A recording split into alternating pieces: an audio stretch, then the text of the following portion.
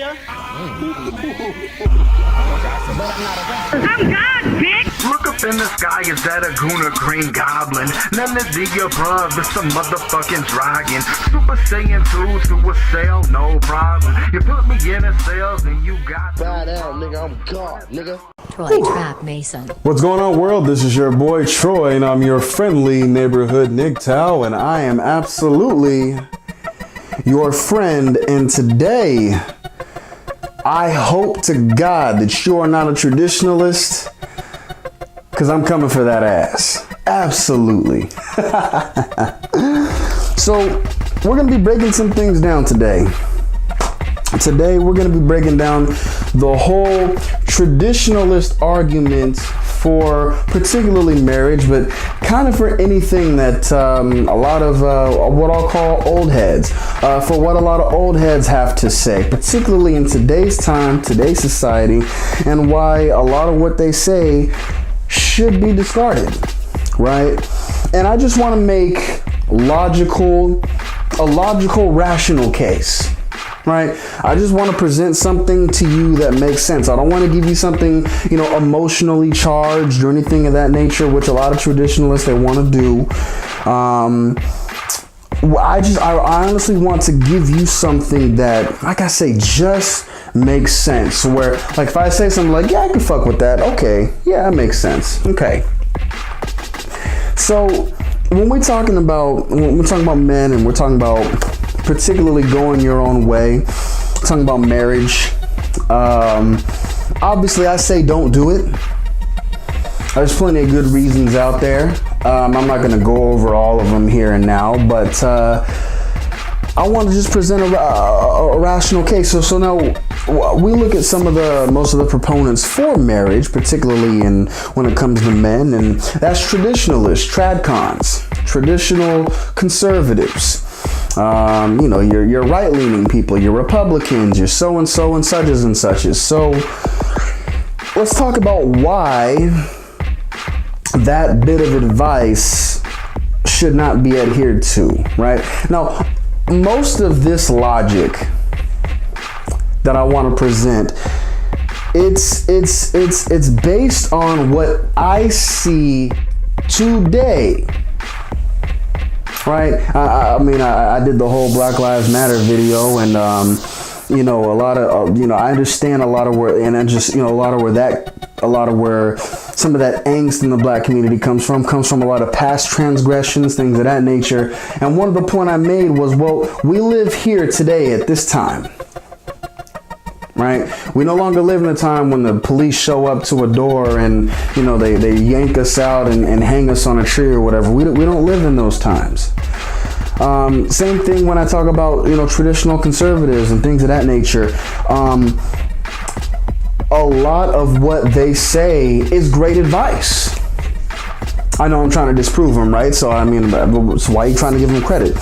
No, because, look, a lot of what they say is true and correct. It absolutely is, and I'm not going to doubt it for a second. A lot of what they say really does make sense. It absolutely, I'll say, everything they say makes sense, right? I'm not being patronizing. I really am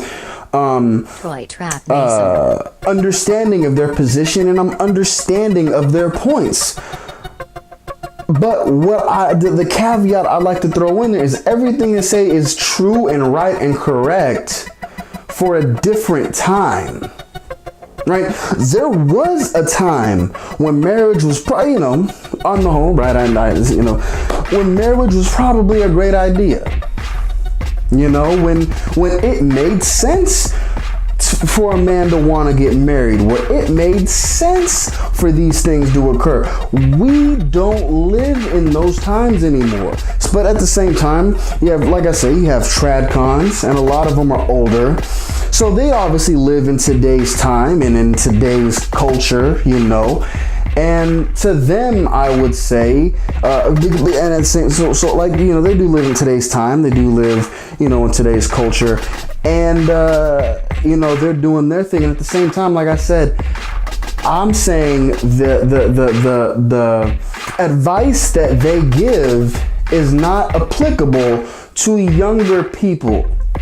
in today's time. Okay, what we're going through now is not anything like what they had to go through when they were younger. When they were younger, it made sense. It made sense to want to get married and look for a quote unquote good woman and a good girl, and have the wife and kids, and the 2.5 kids, the white picket fence, and the 2.5 car garage, or however the fuck that worked, and it made sense, right? But so when they say things like, yeah, well, marriage and this and that, here's one thing I want to say, right? Let's look, without further ado, let's jump into some of these points, right? Let's look at all of their other advice that I'll say old heads have been trying to give us young folks, and let's just see how it's panned out. Honestly, let's just see how it's panned out. Okay. So where do a lot of old heads get their information from? It's not, it's not necessarily from books, or it's not necessarily from the internet. They get it from, if they're traditional conservatives or whatever, then don't they get a lot of their information from traditional sources? I mean, aren't these the people that keep these on the whole? Aren't these the people that keep the networks going? Aren't these the people that still watch? Like, honestly, I watch more YouTube than I do anything else. I mean, these are the people that get their information from more traditional sources, like the news. So now we come into this time, right? And what do we as young people, what have we discovered about news? It's propaganda. It's lies. It's bullshit. I mean, you're probably getting more real shit listening to someone like me than you are listening to somebody in some like $1 million production facility with all the trimmings and everything like that, right? I mean, that's what this is. Now look, like I say, there may have been a time when the news was actually news. There may have actually been a time where, and that's why they learned to trust the news, because there may have actually been a time when you turned on the news and they said, this is what's going on, these are the statistics, this is this, and this is what's happening with this, and this is that, and da-da-da-da-da. Now we turn on the news and it's like, okay, it's like you can clearly see the agenda. You clearly see what's going on, but that's what we're seeing. Now let's also look at just the political process itself, right? We have conservatives, we have Republicans, Democrats, the whole thing. Like, there may have been a time when elections actually meant something, right? When who you voted for, like, your vote actually meant a damn. Now it doesn't. We literally just came out of an election to where literally no one liked anyone. Right? People were literally voting for the lesser of two evils. Right? No one voted for anybody that they truly, honest to God, in their heart actually wanted to pull for. And if they did, most of it was from an emotional standpoint. Some people, they wanted to vote for Hillary just kind of for the fact that they wanted to see a woman president. Just like a lot of people voted for Barack Obama just because they wanted to see a black president, just because they wanted to see, like, we now live in this process, this time where many people in my generation, we look at this thing and we're just like, okay, well, this whole system is bullshit. This whole political process is bullshit. But at the same time, what do old heads say? Well, it's important to vote. Who who you vote for is definitely important. It's definitely da da da da da da da da blah blah blah blah blah yada yada yada. On the whole, Social Security, Medicare, Medicaid, everything's gonna move forward as intended, as it's supposed to. Right? The big things that's actually gonna affect people in my generation is never gonna get touched. Right? That is just the way that it is. So at the same time, like I say, let's just take a look at that advice. Well, you gotta be in the political, you gotta be this and that. And now I'm not saying don't be informed about things, right? When we talk about the news, right? And politics, things of that nature. I'm not saying don't be informed about certain things, but I mean, let's look at it. I mean, this, I don't know how many times I gotta continue to say it, but even then, like, this political process is bullshit. I mean, even though, this person gets elected or the majority of the House is this or that, we're still looking at shit that is largely not gonna change. And even then, so now we live in a time where, the people on the left, right? If you're on the left, then you're the dumb fuck, right? If you're on the left, then you're the dumb fuck. Like as a society, as the world looks at the U.S. or whatever, they look at the left and they're like, why the fuck? Like, they need safe spaces. These motherfuckers talking about 32 genders. Like, they're talking about, all this kind of weird nonsense. I don't know. Like men can go into women's bathrooms now and things of that nature, and that's cool, and that's what, like, the rest of the world, it doesn't make sense. It's stupid. It's dumb shit. Right? And so now if you're Tradcon, you're on the right and you're like, yeah, see, told you. Yeah, I told you they're dumb. But at the same time, let's fucking also remember. I remember this in the 90s, right? Where it was Republicans' turn to be fucking stupid. Remember, I don't even, if you're old enough to remember, do you remember when Eminem was encouraging gang shootings?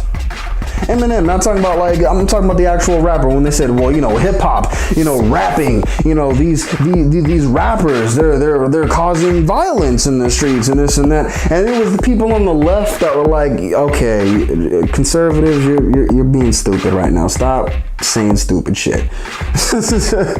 Right? Conservatives, you're being a little bit dumb right now. You're taking it too far. No, you don't understand. It's the hip hop, and that's what they're doing, and they're killing everybody in the streets, and it's because of the music. And then they took it a step further, and the video games. The video games is causing them to kill people. These 64-bit 007s walking around shooting motherfuckers, that's what's making them want to shoot motherfuckers in real life. And people on the left are like, just stop with the stupidity. It's too much now. And then, and I know I'm literally bullshit. This is first-hand experience right here. Talking about video games. You remember? I don't even. Maybe I'm just that old motherfucker. But does anybody do your research? I shit you not.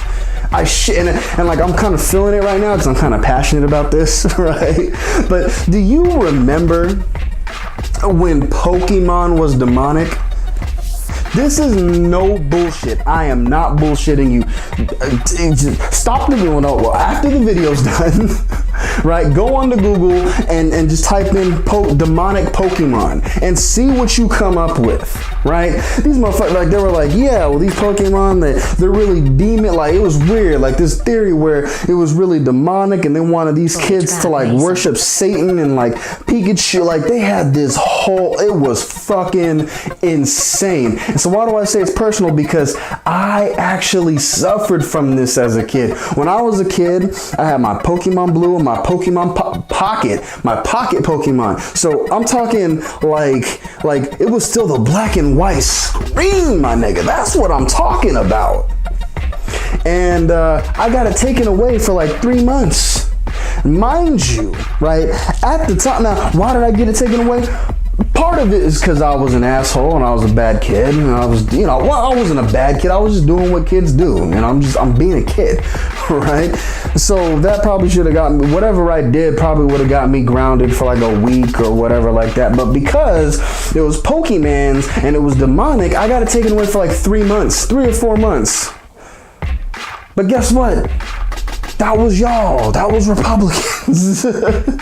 Right? So now, and it's weird. Now it's weird. Now the left is back. Now we're back on video games, and the left is like, well, now video games are sexist. Now video games are, now video games are, they're sexist. How they treat women in Grand Theft Auto and blah blah blah blah blah. Whatever, right? Like that's the way this is. But like these are the people that vote. These are the motherfuckers that vote. That care, that really, true to God, care about the vote, that are passionate about their candidate. That's what we're talking about. So when they talk about, okay, the political process, all right, well, bullshit. These are the people, like, doesn't matter what I say. If you got a whole bunch of group of people over there and that's the bullshit they believe and they think, how is my vote really going to affect anything? But I guess we'll have that talk more to come up in about 4 years or so when we have another major election. But yeah, so news is bullshit, but they love the news, right? Political process is bullshit, but that's what they say, right? So now let's take it a step further, right? So and we'll look at things more on a microscopic level, right? So they tell us, how many of us have fallen for this? Go to college, get your degree, get a good job. How many of us have fallen for it? I certainly did. Most other people certainly did. How's it planning out? I mean, I don't know, and this was the device old heads gave us. They said, okay, you want to make money, young man? You want to do that? All right, well, here's what you're going to want to do. You want to go to college, then you get the degree, then you get that job. Okay, now don't get me wrong, for some of these women that take like lesbian liberal arts, right, there's no job out there for you. You know what I'm saying? But on the whole, we have a generation that's going through college and just spending dumbass amounts of money that can never be expunged. Ever. Can never be expunged unless you pay it off. Even become a doctor. One of my mentors Troy Trapp. Worked in the medical field. And one thing he tells me is that, most people that go through medical school or whatever, it takes them till the age of like 48 or 58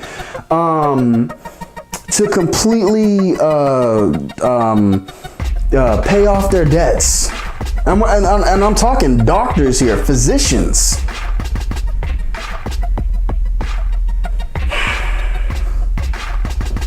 I mean, but this is the system that we're in. That's what they're telling us to do. You got people coming out talking about they have 50,000. I remember I was probably like 19 at the time, and I was with my buddy, and we went up to San Francisco to meet one of his friends, and we're in his apartment. Like, this dude, he literally, like, whatever size your room is, that's pretty much the size of his entire apartment. It was that cozy. Like, you could literally piss in the toilet and like watch, your burrito heat up in the microwave. You know what I'm saying? It was that small. And I remember talking to this dude, and he's like, yeah, I went to school for graphic design, this and that, da da da da da. He says, yeah, I'm about 75,000 in. Yeah, and I probably got another 25,000. Because I got to finish schooling, so about another 25,000, da da da da da. It's like, let me do the math. It's like $100,000, 6 digits. Now, obviously, you can consider that an extreme case, but you know, whether it's 30,000, 40,000, 50,000, like in most countries, that's not even a down payment for a house. That's a house. In some countries, that is multiple houses. I mean, that is insane, but that is the advice that old heads have given us. Just go to college, get a degree. Now look, and look, they said that for a good reason. Back in the day, it was probably a great idea to go to college. Back in the day, going to college actually meant something. Nowadays, first of all, they let anybody into college. Now, even like dumb motherfuckers that have no business going to college, now in fact, they encourage dumb motherfuckers to go to college, because it's the dumb motherfuckers that'll go to college, that'll get all the loans, and then they'll have to pay off the loans for the rest of their lives, and it can never be expunged. So yeah, good on you, mate. Go on ahead, go do your thing. But back in the day, it was probably great advice. You know, you go to college, you go and get your degree, and then you don't have to work at the factory like me. You can go and, you know, work in the air conditioning office and be an accountant or do whatever. Back then it made a whole lot of sense, but now today doesn't make a whole lot of sense. So there's another bit of advice that they've given us that can be discarded. You know, now what's another thing they want to say? Well, now they're telling us, well, and look, this is all situational here. It's situational, I'll give you that. But they say, you know, you're going to want to buy a home. You're going to want to own property. That's what you're going to want to do. You're going to want to own your home and own it outright. Now, for some people, makes a lot of sense.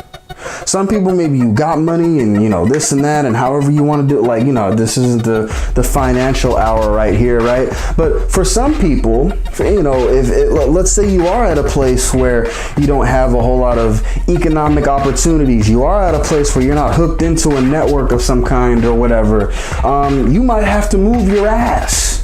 I'm not just talking about like in the gym move your ass, but you might actually like have to move to a different state or move to a different city or move somewhere. Matter of fact, that's what they're predicting for a lot of people in my generation and below. They're saying like, don't get a house, right? Don't get locked down, because you're going to be looking for jobs literally all over the world.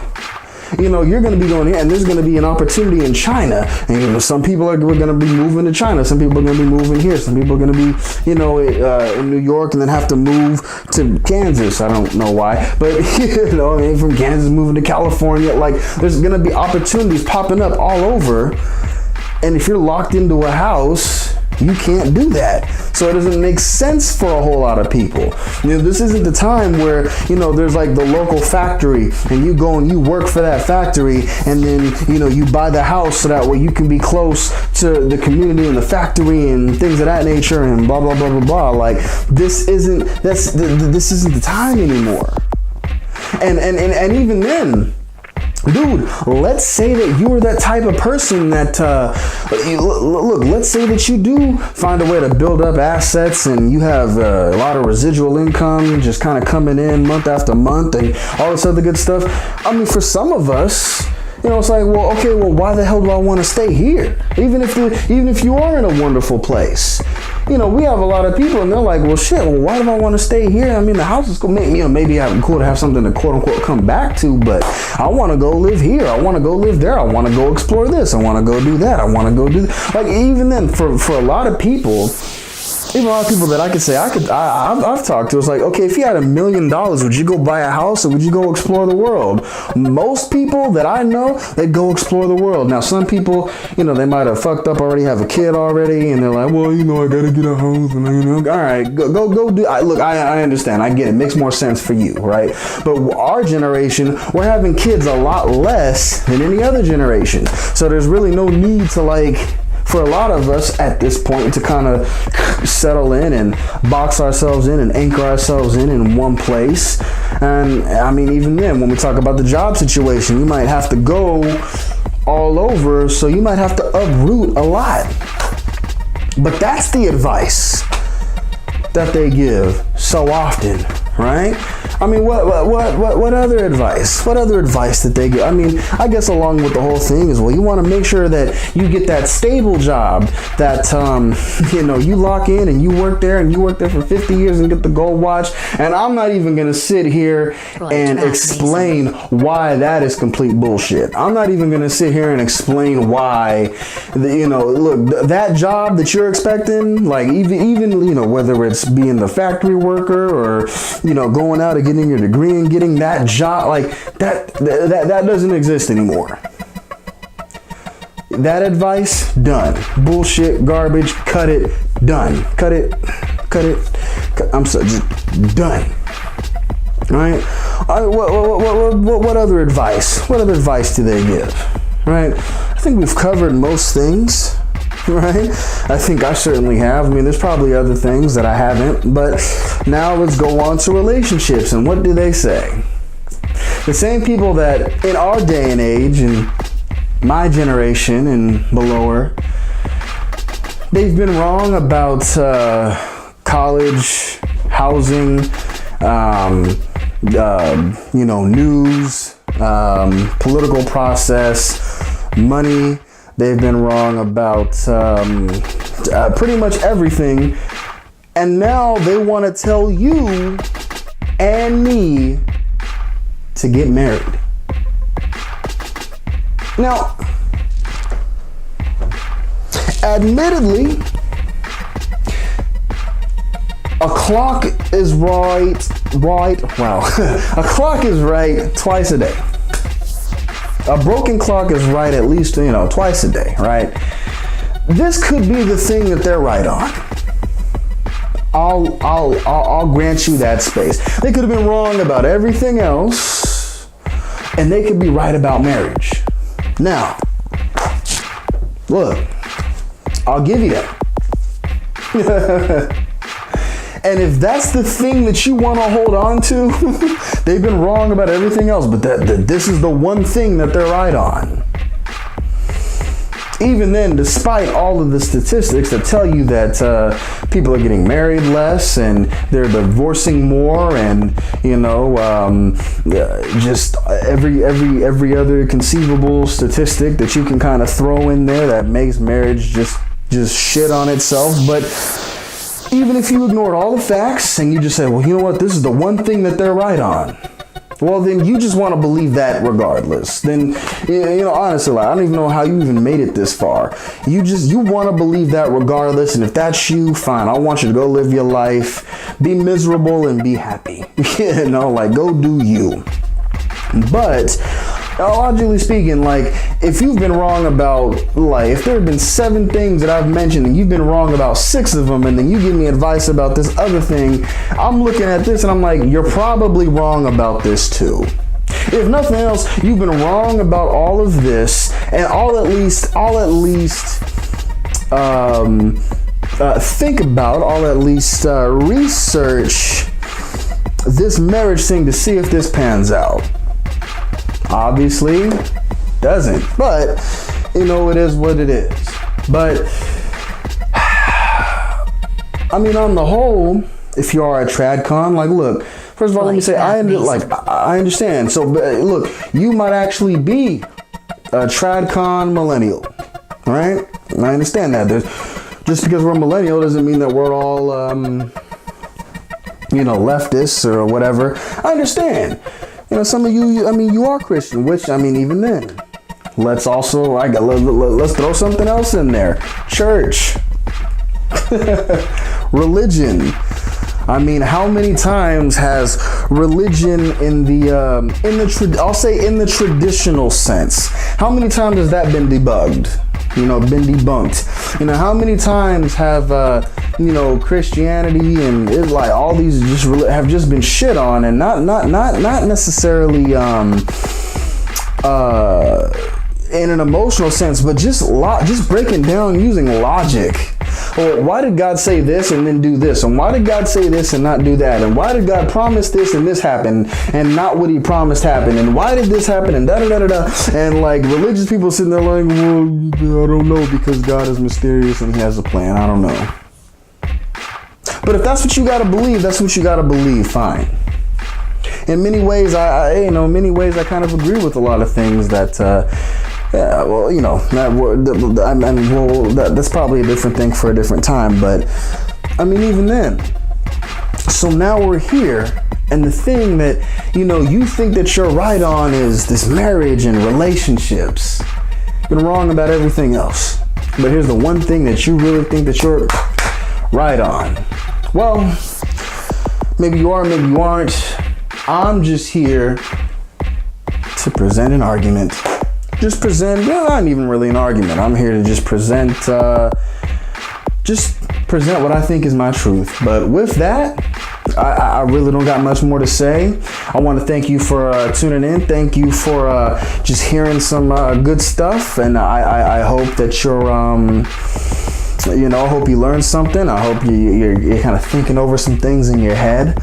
But with that, look, man, I've been your boy Troy. If you want to support the channel, head on over Enlightenment Manual. Head on over Troy Mason Exchange. There's a lot of great things.